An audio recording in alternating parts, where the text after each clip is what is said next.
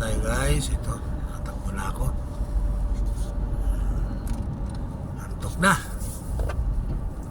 Mga 12:30 na naman. Ito guys, ang aking hindi tayo dumaan ngayon dun sa dinadaanan ko na kalsada, na magandang kalsada. Yung maliwanag na kalsada, hindi tayo dumaan dun kasi hindi tayo pwede mag-video dun. Dito naman tayo guys, mga idol.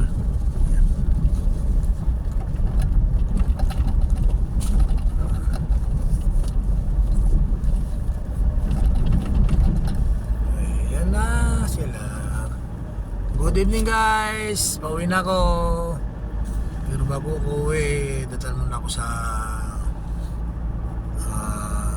gasoline station. Kasi meron tayong kukunin na ano ba, may kukunin akong tawag dito,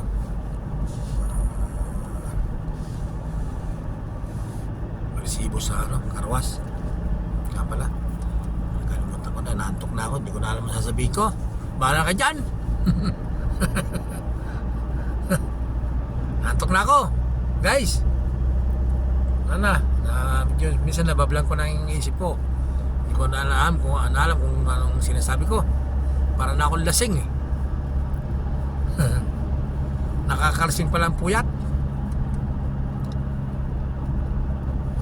Ang pagpupuyat, nakakalasing.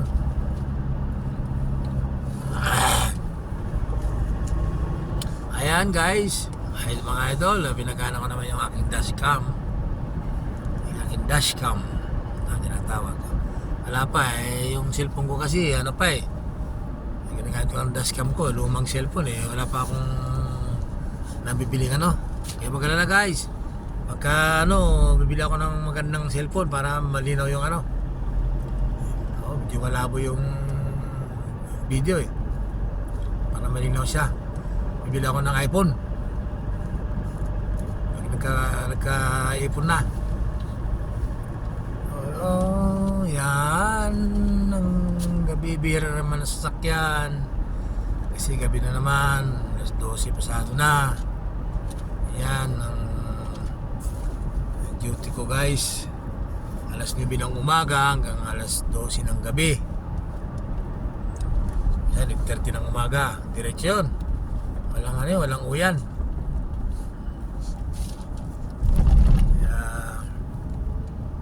Kaya lagi. Sabi nga ng aking namamayat daw ako. Pero hindi mamayat gabi-gabi puyat. So yan guys, shout out sa inyo lahat yan. Maraming salamat po sa mga viewers ko, sa mga followers ko. Sana hindi kayo magsawang manood ng aking video. Kahit na paulit-ulit, kahit na lagi na lang pag ganun. Kasi yun ang routine ko araw-araw ko kasi guys kaya kahit paulit-ulit hindi ka nagsasawa. Ayan. Salamat.